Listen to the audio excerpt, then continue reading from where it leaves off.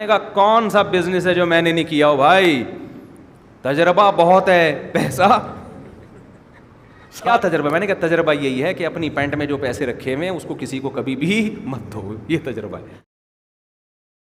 تو ہم نے اپنے بزرگوں کو، علماء کو دیکھا ہے، اللہ کی قسم کسی سے پیسے لینے کی اتنی فکر نہیں ہوتی تھی جتنی اس کا پیسہ دینے کی، کہ ہماری موت واقع نہ ہو جائے، ہم مر نہ جائیں اس کے پیمنٹ سے پہلے۔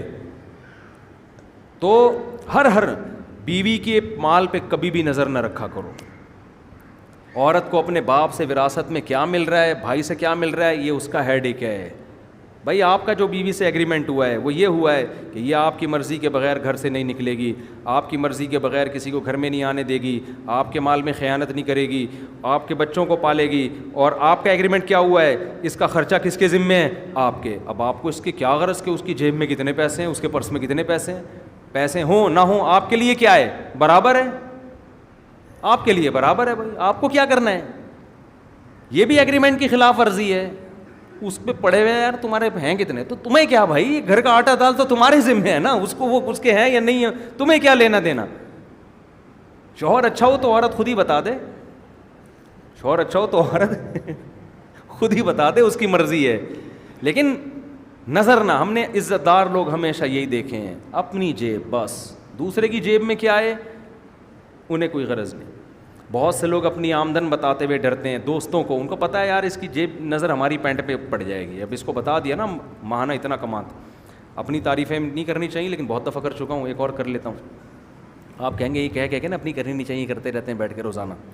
اب انسان اپنے عیب کبھی بھی نہیں بیان کرتا، تو کبھی کوئی تعریف کر رہا ہو تو بہت زیادہ خوش فہمی میں نہیں آنا چاہیے کہ حضرت پتہ نہیں کتنے نیک ہوں گے۔ ظاہر ہے جو میرے اندر عیب ہے وہ تھوڑی بیان کروں گا میں، جائز بھی نہیں ہے، تو صرف خوبیاں بیان کرتا ہوں میں تاکہ موٹیویشن ملے آپ لوگوں کو۔ مجھے بڑے بڑے سیٹھ لوگ آ کے بتا دیتے ہیں کہ میں ماہانہ اتنا کماتا ہوں۔ کیوں بتا دیتے ہیں؟ ان کو پتہ ہے مفتی صاحب چندہ نہیں مانگیں گے ٹھیک ہے نا، مفتی صاحب چندہ نہیں مانگیں گے، اور مجھے بتا رہے ہوتے ہیں کہ ہم آپ کو بتا رہے ہیں، ورنہ کئی تھوڑے دن ساتھ رہنے کے بعد ان کو اندازہ ہوتا ہے، ایسا نہیں ہوتا۔ اور کہتے ہیں ہم بہت سے لوگوں سے، داڑھی والوں سے ڈرتے ہیں، ان کو بتاتے نہیں ہیں، ہمیں ڈر یہ ہوتا ہے کہ چندہ مانگیں گے اور ہمارے پاس منع کرنے کا آپشن نہیں ہوگا، اس لیے کہ اگر ہم نے منع کیا تو کہیں گے یار کماتے اتنے ہو اور مسجد میں ایک ڈھکن نہیں لگا سکتے ٹینکی کا۔ تو بھائی چاہے دینی معاملہ ہو، یہ دنیا داروں کو بھی لوگ نہیں بتاتے، دوستوں کو نہیں بتاتے، ان کو پتا اگر میں نے بتا دیا اپنے دوست کو تو یہ آ جائے گا پیسے مانگنے کے لیے، یہ آ جائے گا۔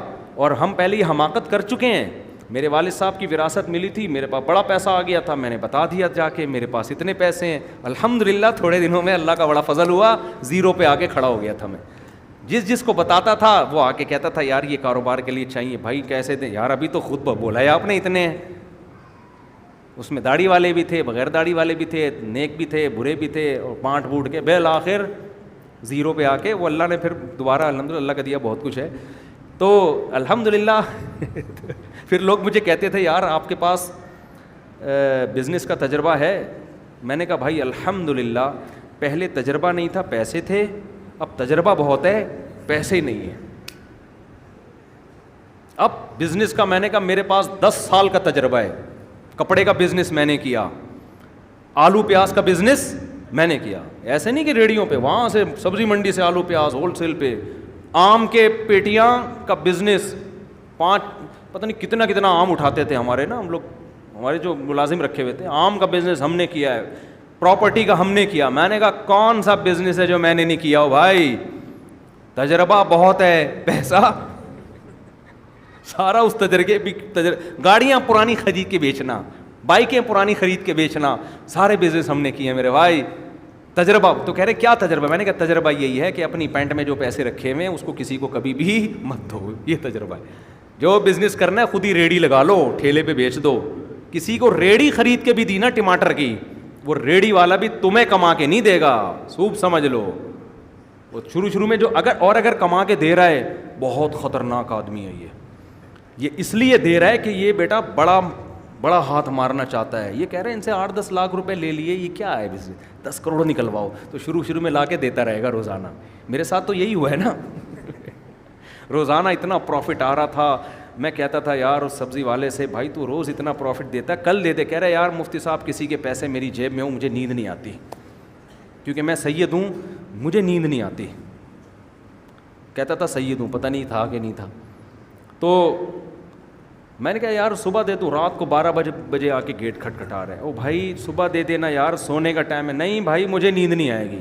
کیسا اعتماد, آتے آتے ہم نے بھی دیتے رہے ایک دن ماشاء اللہ. خیر یہ کہاں سے کہاں بات چلی گئی.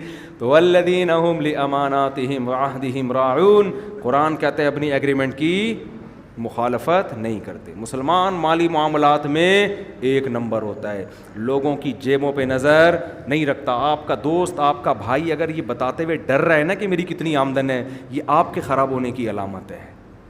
کس کے خراب ہونے کی علامت؟ آپ کے. لوگ مجھے کہتے ہیں ہمارا بھائی بتاتا نہیں کتنے کماتا ہے, تو میں کہتا ہوں اس کو آپ پر اعتماد نہیں ہے. یہ اس کے خراب ہونے کی نہیں, یہ کس کے, یہ آپ کے خراب. اس کو پتہ ہے بتا دیا تو پھر یہ لوٹنا کھسوٹنا شروع کر دیں گے. خیر جلدی سے ہم چلتے ہیں آگے. قرآن کہتا ہے اپنے ایگریمنٹ کو پورا کرتے ہیں. پھر قرآن ریپیٹ کرتا ہے والذین هم علی صلواتہم یحافظون, اپنی نمازوں کی حفاظت کرتے ہیں. نماز کو 2 دفعہ ریپیٹ کیا قرآن نے. قرآن کہہ رہا ہے ان اصولوں پہ زندگی گزارو تو ہوگا کیا,